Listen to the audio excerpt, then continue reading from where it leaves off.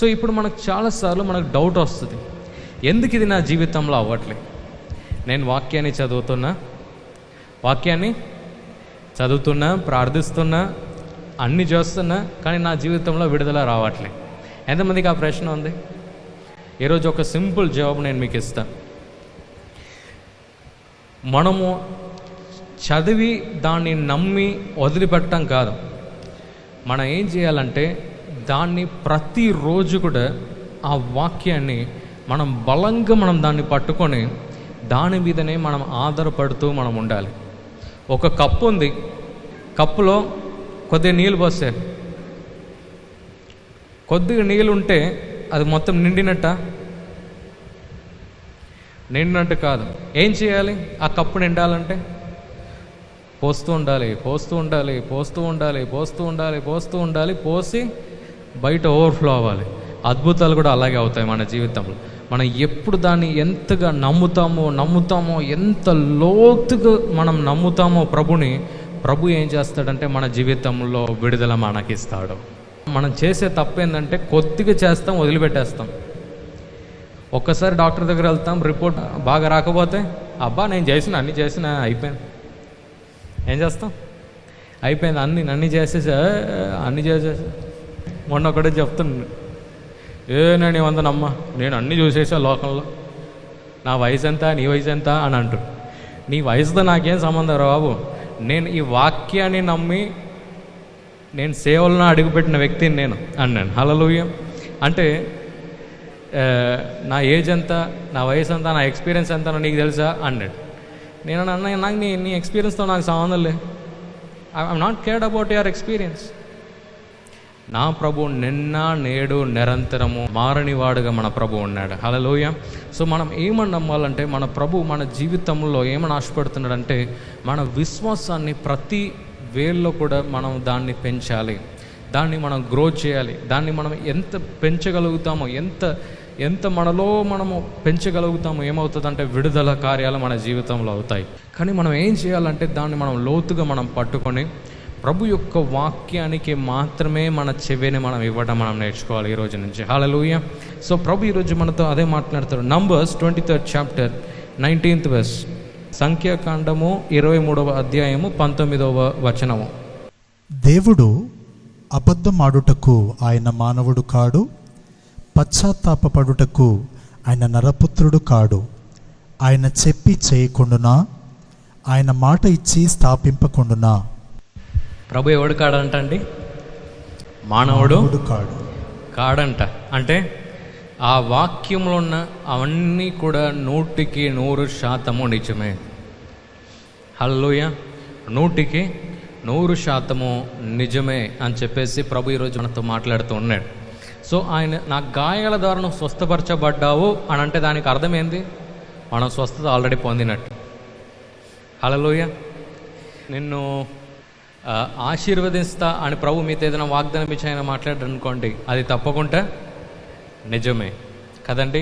నేను నిన్ను హెచ్చిస్తా అని ప్రభు ఒక వాగ్దానం ఇచ్చాడు అనుకోండి, మిమ్మల్ని హెచ్చిస్తాడని మీరు కూడా నమ్మాలి. ప్రభు నాకు కూడా ఈ ఆలయానికి ఒక వాగ్దానం ప్రభు నాకు ఇచ్చాడు. నేనైతే గుడ్డిగా నమ్ముతున్నాను. ఎందుకు తెలుసా? వాక్యంలో ప్రభు నాకు వాగ్దానం ఇస్తే నమ్ముతా, అంతే.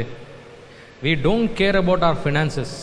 అంటే మన ఆర్థిక స్థితి ఎలా ఉంది, ఇలా ఎలా ఉంది, అలా ఎలా ఉంది అని ప్లాన్ చేసామనుకోండి, అది విశ్వాసం కాదు నా ప్రకారం.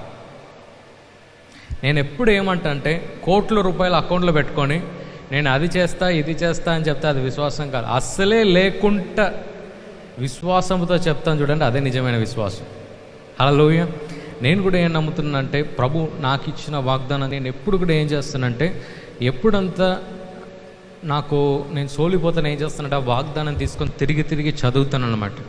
ప్రభు ఈ వాగ్దానం నాకు ఇచ్చావు, ఈ వాగ్దానం నాకు ఇచ్చావు అని నేను చెప్తూ ఉండగా ఏమవుతుందంటే ప్రభు మనలో ఆ విశ్వాసాన్ని తిరిగి ఆయన పెంచుతాడు. హల్లెలూయా.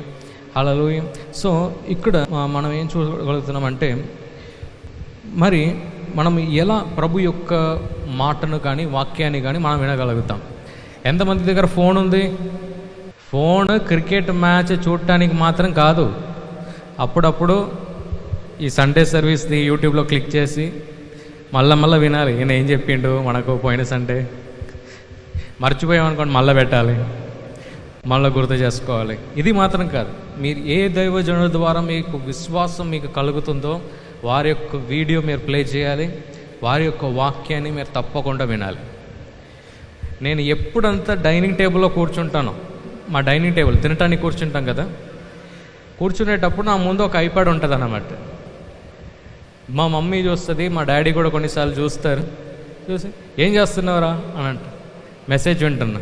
ఎవరిది అంటే ఒక పాస్టర్ది చెప్తా. నెక్స్ట్ రోజు మళ్ళీ ఐప్యాడ్ ఉంటుంది అన్నమాట, మళ్ళీ వింటూ ఉంటా.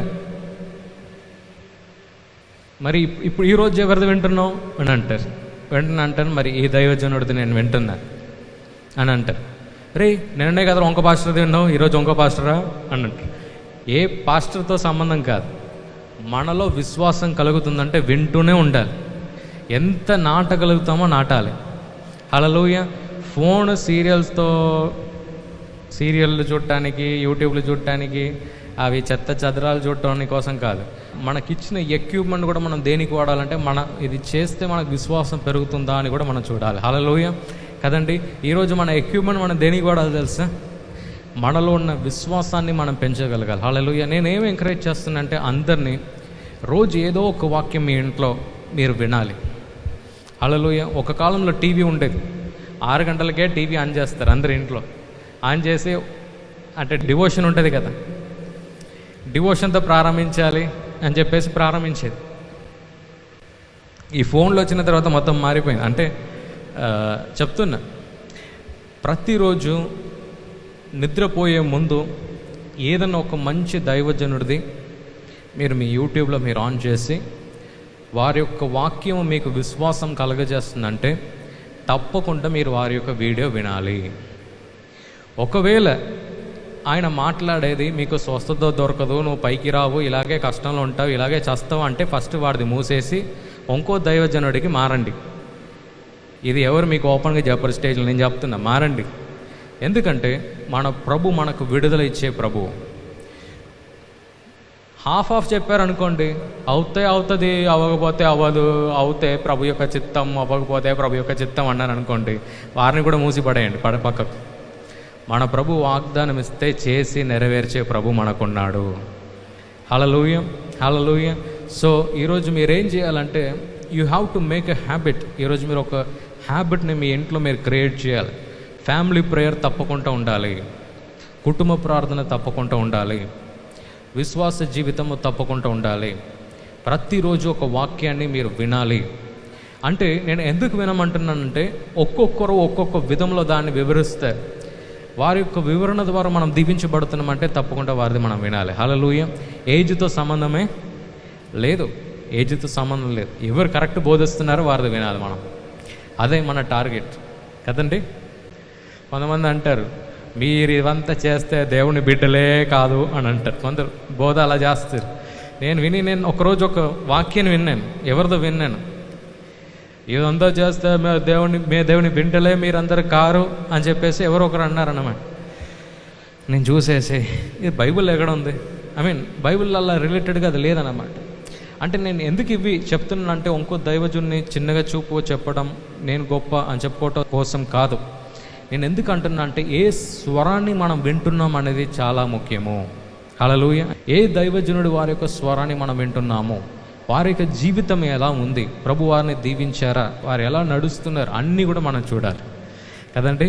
సో ఈరోజు మరి మనం ఒక హ్యాబిట్గా మనం చేసుకోవాలి. ఏమనంటే ప్రభువా ఈ రోజు నుంచి నేను విశ్వాస మాటలు నీ మాటను మాత్రమే నేను వింటాను. హల్లెలూయా. ఏ రోజు మరి మనం వేరే వారి యొక్క స్వరమును మనం వినటానికి మనము ఛాన్స్ ఇస్తామో ఏమవుతుందో తెలుసా, అవిశ్వాసం మనలో పెరుగుతుంది. అందుకే మనం ఏం చేయాలంటే ఎప్పుడంతా సోలిపోతామో విశ్వాస మాటలకు మరి మనము ప్రాముఖ్యత మనం ఇద్దాం. ప్రభు మనల్ని తప్పకుండా దీవిస్తాడు. హల్లెలూయా. ఈ ప్రోగ్రాం మీకు ఆశీర్వాదకరంగా ఉన్నదని మేము నమ్ముతున్నాం. ఫస్ట్ లైక్ చేయండి, తెలిసిన వారు మీ ఫ్రెండ్స్ అందరికీ మీరు షేర్ చేయండి, తర్వాత సబ్స్క్రైబ్ చేయండి. తప్పగా ప్రభు మిమ్మల్ని దీవిస్తాడు. ఇక రాబో వీడియోను కూడా మీరు చూడండి, దీవించబడండి. ప్రభు మిమ్మల్ని దీవించును గాక. God bless you. say